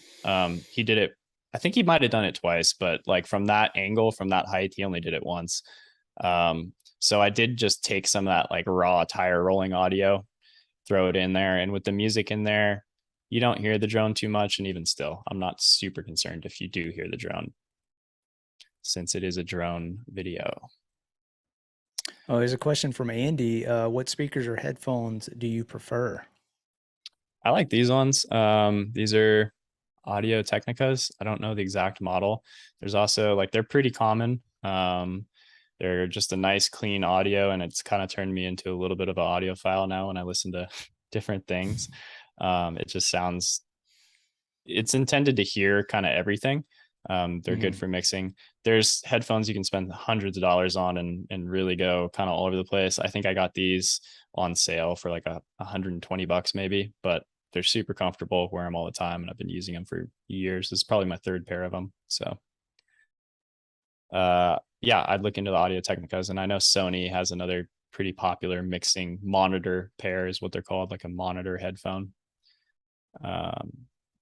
So going into audio a bit more, the other thing we're going to want to do after we add in those sound effects is we kind of want to level everything. So the biggest mistake, biggest no-no with music and audio in general is to have peaking, which is where your sound's just getting blown out. So if I were to turn off, this is all, let's come back here actually. I think this is already turned down. Yeah, it's at 5. Let's just put it to 0 for a second. All this is kind of working together, but out here, see these red bars here, it means it's just way too hot. It's going to get distorted and blown out, and we really want to avoid that at all costs. So let's go ahead and put this back to -5. So the first thing I would do, since, you know, I think when we come in, and this will probably even be with what we did yesterday, is just set a good audio level. I just put everything to -5 on the music. That way it wasn't blowing out. Typically music comes in fairly loud, and we don't always want it that high. We probably want it depends on the video you're doing, but I would say like around this kind of -12 mark is a good thing. This video is primarily music, so I was okay with it going a little bit louder. But I would say music, you want to try to mix it to -12 to, I went for like kind of a -6 here, just because music was so driving for this piece. Our audio here, and by audio, I mean our voiceover. Shooting some mountain biking. I was aiming for Some Skydio drones. typically around -6 is where you want it. I was going for like -6 to -3. But again, we're just Shooting looking some to make mountain sure biking. nothing's peaking. You get a zone like this that's just endless slabs. It's like rugged West Coast coastline. So unique. And then obviously you can tell here, like all my audio here is like cut to fit in there. So, you know, if you have a whole line, consider just chopping it up and trying to make it fit. Rugged West Coast coastline. So unique. I will say Premiere, sometimes this audio bar isn't 100% trustworthy. It's endless slabs. Sometimes I'll go through and Rugged West you'll Coast get a little peak coastline. there, and then another time I'll go through and that peak won't be there. I think it's kind of like a render thing, but just be aware of it. Happens sometimes. Usually if you kind of do it again once or twice, it'll play properly. Okay, so we want to set those levels, and you can go in and you can adjust it on here. Just with your arrow tool, you can adjust the levels here. I go in, you can get nitpicky, use the pen tool and kind of set your points here if it sounds loud at first. And again, this is where having good headphones is really going to come into play, because you're going to hear things that I wouldn't hear on my speakers. Definitely not gonna get fat on this trip. I know. Not only So are let's drones focus on this section here, and I'll also show you guys some other cool audio stuff. launched the Skydio drone. So I took out the music here and I just copied this over. This is the audio as it was originally. Drone to scope for You can tell access it's to still this pretty line low. that I scouted from Google Earth, and it looks like we can hike up the ridge and get to where we want to go. Definitely not gonna get fat on this trip. I know. This is really low, almost impossible to hear. And he says, for those that can't hear, he says, we're definitely not going to get fat on this trip. And they're not mic'd here. This was just a random shot of them going by, but it's a funny moment. So we wanted to try to like see what we could do to push the audio and get it in there. And then ultimately we also went with, you know, some subtitles on there. So then that audio is super low. We got to bring that up. Get fat on this trip. I know. Not only are drones And we're rad back for to the filming, other but shot. they're also rad for scouting. So Oh, it looks a little rugged, eh? So that's our audio here. And then what we can do is kind of clean this up so it sounds a little bit better. And you'll notice this section here where the audio is just, he's really far away from the mic. It's still going to be a little rough, but it'll be a little bit better. We'll be able to hear it. Launched the Skydio drone. Now our levels to are much scope for higher. access to this line that I scouted from Google Earth. And it looks like we can hike up the ridge and get to where we want to go. Definitely not gonna get fat on this trip. I know. Not only are drones rad, So compared to this. Definitely not gonna get fat on this trip. So what's going on here is a couple different things. If I click on this and go to effects controls, we got graphic equalizer, denoiser, all sorts of little filters going on, which is a little overwhelming if you're just starting out in audio. What Premiere now has is, if we go into workspaces, let's go to audio.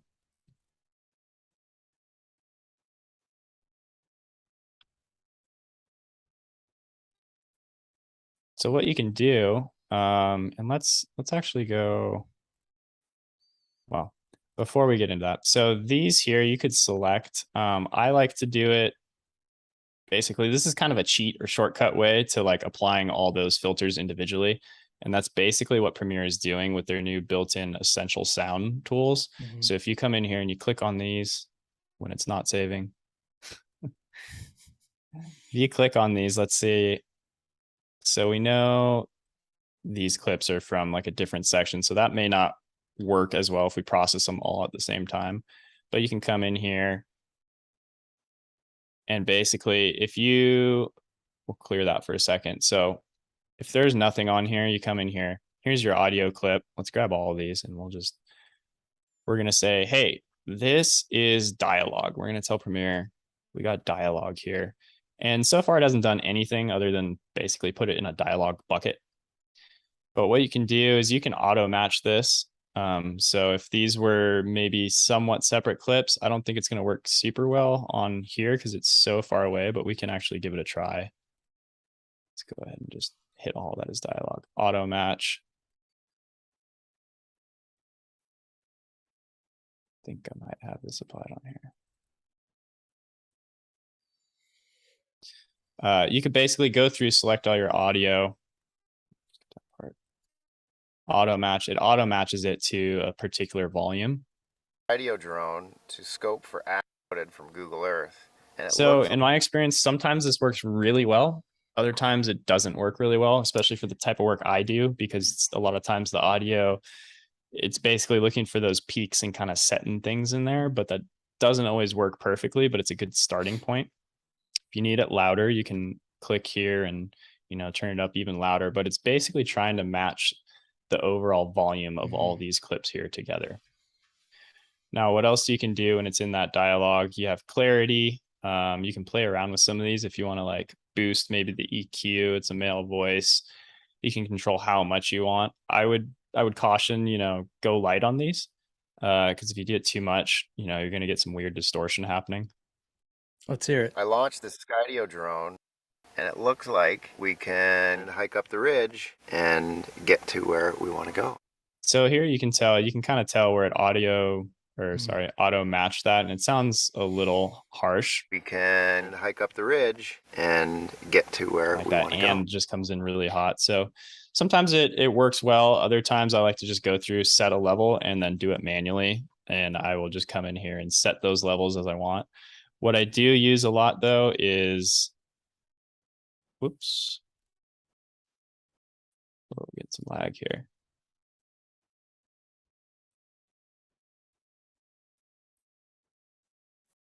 There we go. I do use kind of this EQ boost in here. If you have a really noisy clip, this repair can be handy. And it's just basically all it's doing is applying the filters that have always been in Premiere and audio, but nobody, unless you're an audio person, nobody understands how to use them. So they basically went in and made this pretty simple. And I'd suggest, open up this essential sound, go in there, play with it, and try to get the audio to what sounds good. And you want it something clean. You also want it loud enough.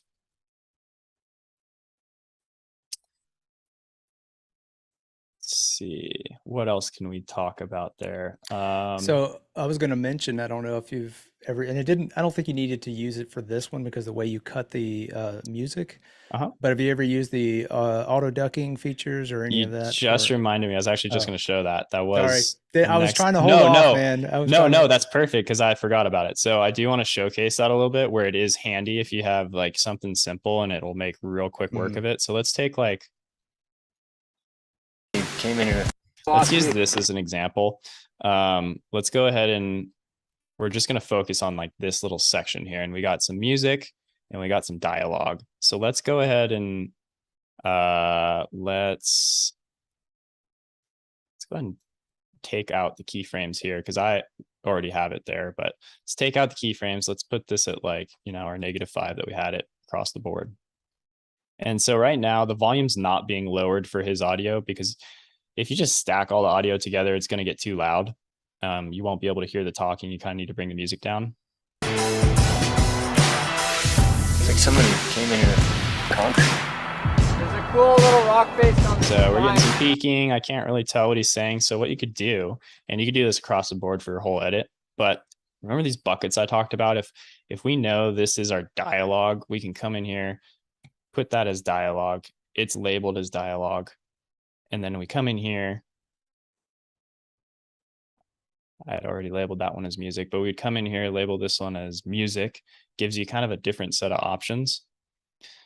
There's these presets in here where you can automatically have it do what we were doing, where it's ducking the audio, which has nothing to do with a bird, but it is just turning down the volume where there's voiceover. So we can just try maybe smooth vocal, and you can control how much you want it here. So far it hasn't actually done anything, but you hit this generate keyframes and then watch down here. Now we have those keyframes for that ducking. And this is just makes quick work of going through and doing it all manually. Absolutely. Saves a bunch of time. Yeah, really cool. And then what I do like about this feature is since they are keyframes here, now I can go through and fine tune it if I need to. Let's hear what that sounds like.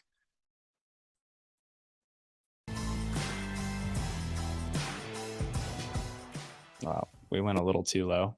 It's like somebody came in here. Let's bring our audio back up on the music.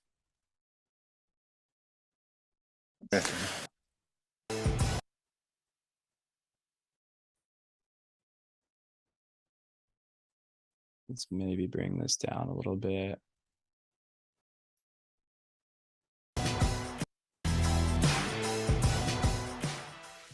It's like somebody came in here with concrete. Not sure why. I think you have to regenerate again.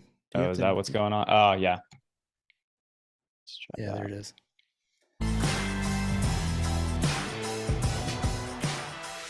It's like somebody came in here with concrete. There's a cool little rock face on this spine. Terminal velocity. And then our audio for the music's coming back up. So that's just a really, really awesome feature to have kind of built in. Makes it really quick. And then you can go in and tweak things. If we had more time, we would kind of dive in and get those levels a little bit more where we want. And we could do that across the board with all of our audio on the whole timeline, just all at once, and have these levels all set. We got about 16, 17 minutes left. Wow, time So is anything you, flying. I know. But if there's anything you want to get to, if chat, you have any questions you want to ask, now is the time. Yeah, throw them in there. I have so much I could talk about. Let's talk, let's see, real briefly on color, maybe. So if obviously we have all kinds of different footage going on here, and it's going to take some time to go through and maybe match this drone footage with the raw red footage that looks, you know, really flat. But what we would do,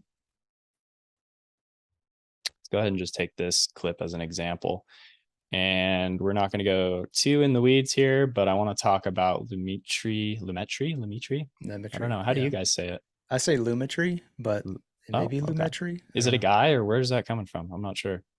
I think Does anyone know? Yeah, now we have to look it up. Val, I think Val's going to get on that. We got people on it. Val. That's right. Got our best people on it. All right. So this shot here, what I did, I went over to the color panel for workspaces, brings up Lumetri, however you want to say it.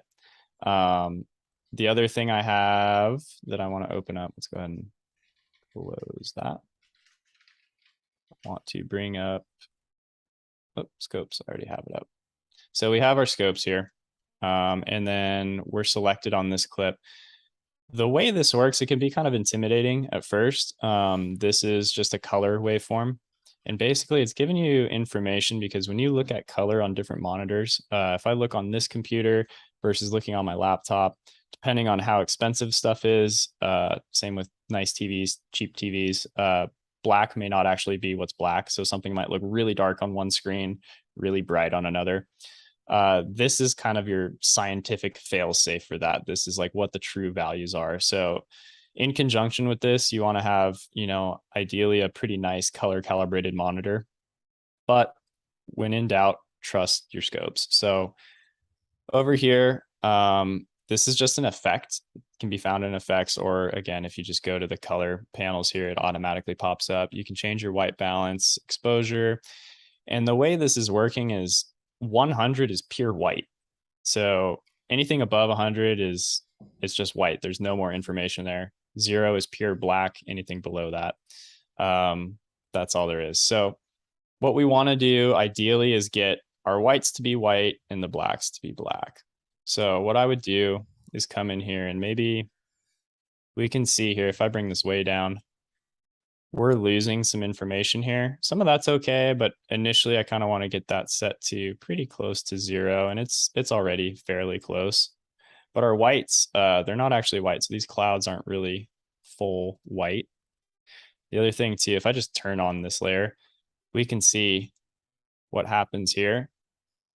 You can see this is actually a representation of what we're seeing on screen from left to right. So we see right here, there's some blown out white, or pure white rather, and that's our white text because it's pure white. And then we get some blues and white here. So we can actually read this across the screen. And that's the same here, you know, maybe it's kind of hard to tell. This is a big landscape shot, but this would be the left half of the frame. This would be the right half of the frame. So I would bring up the whites maybe to just below, so we're not losing any data.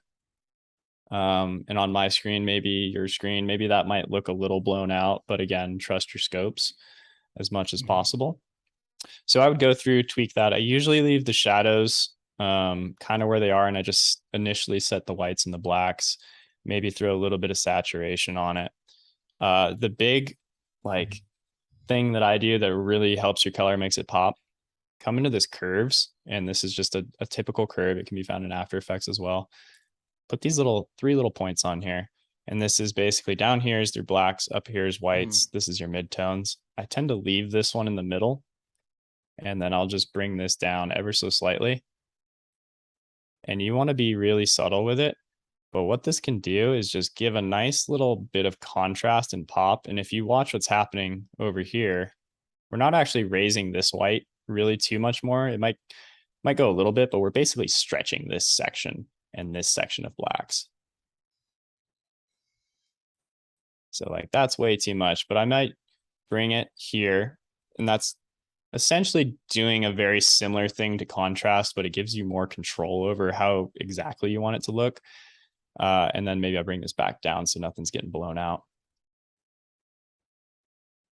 Looks like we have an answer from Val, who went and looked up Lumetri. I think it says Lumetri Deep Color Engine was originally developed by Iridas, Iridas, and was first released in 2011. And then I think Adobe acquired, let's see, yeah, Adobe acquired that and incorporated speed grade, and that is what it is now, I guess. It is now the Lumetri color panel in Premiere. Interesting. Okay, I'll keep that in mind for trivia. There was a nights on fandom Tuesday. page for this. There was an actual fandom page for this. That's unbelievable.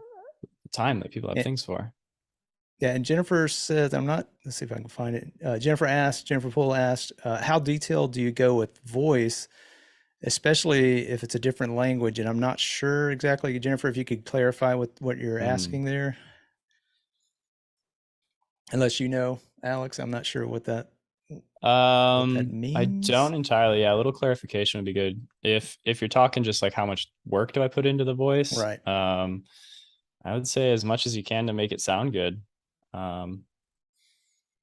Yeah, I don't have too much more on that.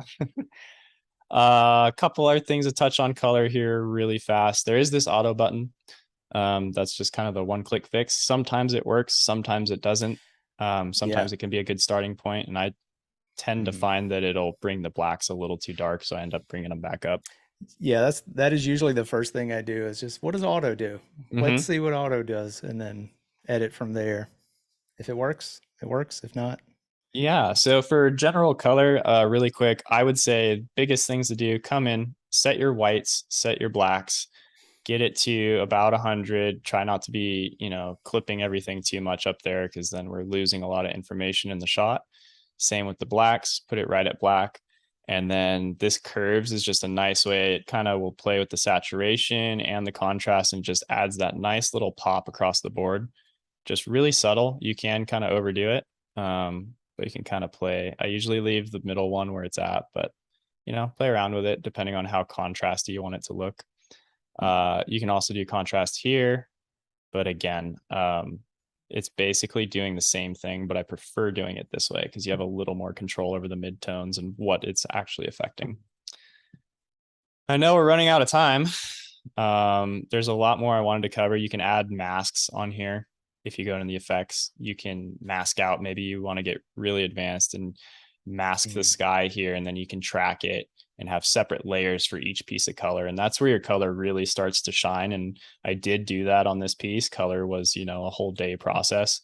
But, if you can mask out certain areas and fix certain areas, that's really where your shot's going to come to life.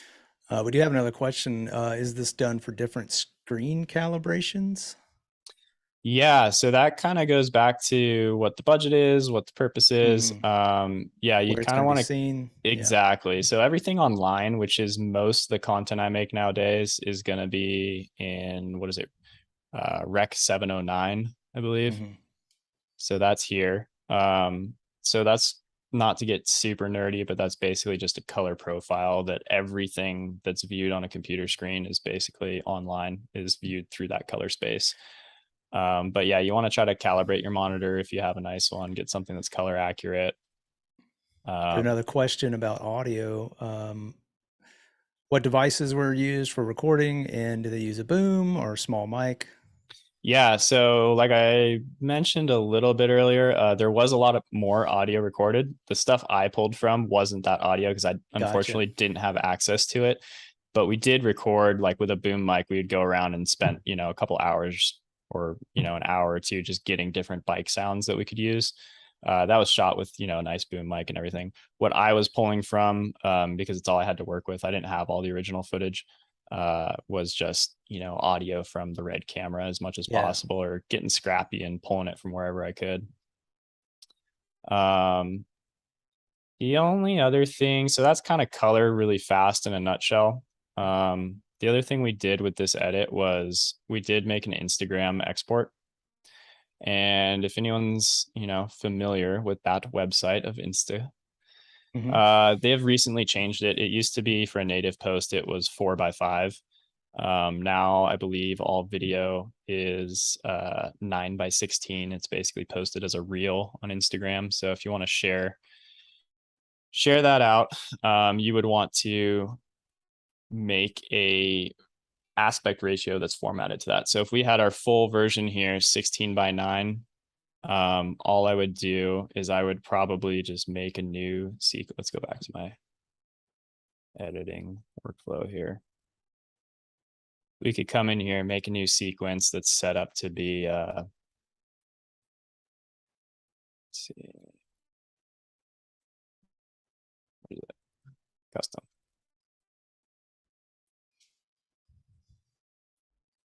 Now everything is sorry. Is it, again, I mixed up 1080 by 1920. So it's backwards now. Yeah, exactly. Square just pixels. Just a heads up, we've got about progressive. 6 minutes. Okay. So we'll keep this short. I would just make, so we made a cut down for this. So literally just kind of ins and out points from the original piece. If you want to do that quickly, you had a bigger version for YouTube, you want to bring it over to Instagram. We have this full version here. I would just bring this in, keep existing settings because we want to keep it this aspect, and then we can scale this as needed accordingly. You could do it that way, or you could do, yeah, I guess that's the best way to do it. So we'd set this up here, and I would go through and just kind of like reframe it as I need to. You can put your cuts here and then just reframe it. So you might need to put some like keyframes and say like, here, we want it to be here. And then the next shot is here. So I'll just go in and kind of splice it up. The audio, again, you would kind of need to remix it if you were not grabbing just a clean section. If you were doing a separate cut down, you'd need to do a little bit of editing, but typically I do all my work here, get it all colored, graphics done as much as possible, and then make a new version like this and then resize it would be the simplest, quickest way. But for all your Instagram stuff, video, just make sure you're doing it in the right aspect ratio. Yeah, I think that's kind of all I got there. I know that's kind of big picture overview. There's a lot to go over, and we covered a lot. So yeah, we just had a comment from Rob saying you covered a lot, and they're gonna have to rewatch the stream when they're not trying to do a layout at the same time. Yeah, boss is watching. Yeah, if you'd like to try to give it an overview for the past couple of days or today's work, feel free. Yeah, so we kind of basically took this edit from, it was an actual edit from my client Skydio, which is a drone company, and we started off yesterday going through. So if you go back and watch yesterday's capture, started off talking really big picture, what you're looking for in an edit, what you want to consider when you're talking with your client, and then getting into how to structure a story for this sort of thing.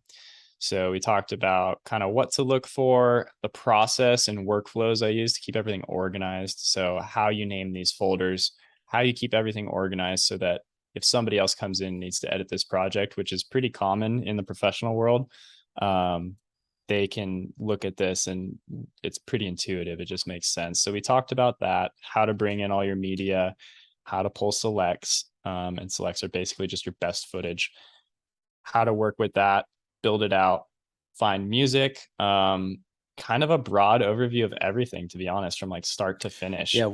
Yeah, you covered graphics and just audio tweaks and lots of tips. It's really been a really great couple of days. Andy's saying thanks a lot. Love both of these sessions. I mean, there's lots of great feedback from chat. Yeah, thanks so much.